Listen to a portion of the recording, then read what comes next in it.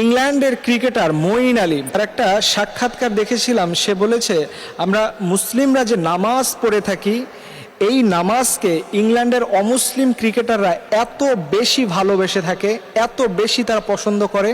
মঈন আলী যখন নামাজের সময় হয়ে যায়, নিজে নিজে যখন মনে মনে প্রিপারেশন নেয়, সেই সময় ওই সকল অমুসলিম ক্রিকেটাররা তাকে মুস্কি হাসি দিয়ে নামাজের কথা তাকে স্মরণ করিয়ে দেয়।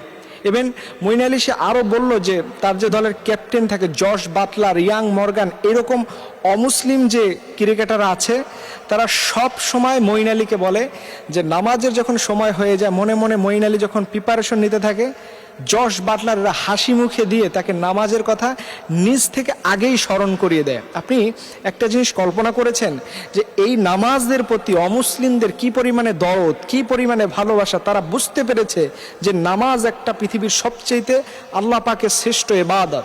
এখন এই ঘটনাটা বলার মূল উদ্দেশ্যটা কি, এটার মূল মেসেজটা কি?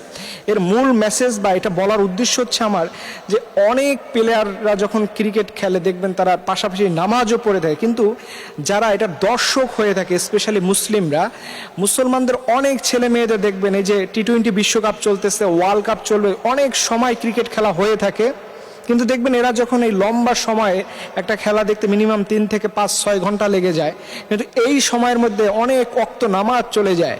অনেক মুসলমান ছেলেমেয়েরা দেখবেন যে খেলা দেখতেছেই তো দেখতেছে, একটা সময় যে পার হয়ে যাচ্ছে, তার নামাজের ওয়াক্ত শেষ হয়ে যাচ্ছে, এইটা সে বুঝতে পারে না।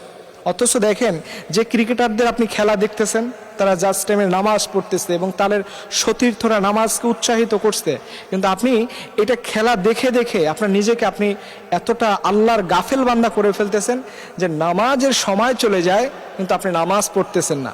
অথচ আল্লাহ পাক রব্বুল আলামিন এই নামাজ দিয়ে তিনি বলেছেন, ইন্নাস সালাতা তানহা আনিল ফাহশাই ওয়াল মুনকার, নিশ্চয় নামাজ আপনাকে যাবতীয় অন্যায় কাজ থেকে আল্লাহ হেফাজত করে দেবে। নামাজ হচ্ছে এমন একটা আল্লাহ পাকের সৃষ্টির ইবাদতের মধ্যে সব থেকে অন্যতম ইবাদত, যে ইবাদতটা করলেই একজন মানুষ দেখবেন যে এত চমৎকার লেভেলে আল্লাহ পাকের কাছে চলে যায়, এটা অন্য কোনো ইবাদত দিয়ে হয় না। এর জন্য যুবক ভাইদেরকে একটা কথাই অ্যাড্রেস করার মূল উদ্দেশ্য যে খেলা দেখতে গিয়ে আপনি সময় নষ্ট করে দিয়েন না, কারণ এই নামাজের ব্যাপারে আল্লাহর কাছে সর্বপ্রথম on the day of the judgment, কিয়ামতের দিন সর্বপ্রথম কিন্তু নামাজেরই হিসাব হবে।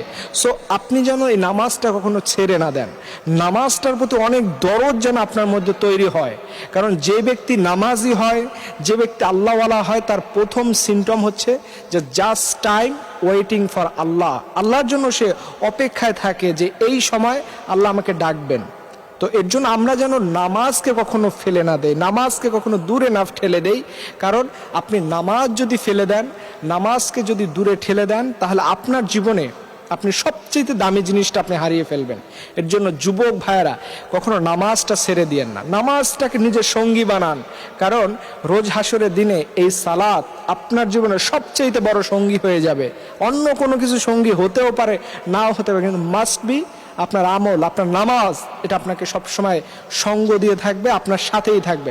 এর জন্য এই খেলার উদাহরণটা দেওয়ার উদ্দেশ্য হচ্ছে যেন আপনি খেলা দেখে নিজের মূল্যবান সময়টা নষ্ট করেন না, নিজের নামাজের টাইমটা এটা আপ করে দিয়েন না, এটা সময়টা নষ্ট করে দিয়েন না। কারণ আপনি যদি নামাজটাকেই ছেড়ে দেন, আপনার মধ্যে কোনো কিচ্ছু আশা করা যায় না। কারণ একজন মানুষের পার্থক্যটাই হচ্ছে এইখানে যে প্রকৃত একজন ইমানদার আর কাফের মধ্যে পার্থক্যটা হচ্ছে সালাত, নামাজ। এর জন্য প্রিয় ভাইয়েরা, আমরা যেন জাস্ট টাইমে নামাজ পড়তে পারি। আল্লাহ পাক রব্বুল আলামিন তিনি যেন আমাদের এই নামাজের প্রতি বেশি বেশি পরিমাণে দরদ আমাদের হৃদয়ে সৃষ্টি করে দেন, এবং আমরা যেন খেলা দেখে আমাদের সময়টা নষ্ট না করে আমরা যেন পাশাপাশি সব সময় যেন আমাদের নামাজটা সবার আগে আমাদের জীবনের সঙ্গী হয়। আল্লাহ পাক রব্বুল আলামিন তিনি আমাদের নামাজ পড়ার, সুন্দর নামাজ পড়ার আমাদের তৌফিক দান করুক। সবাই বলুন আমিন।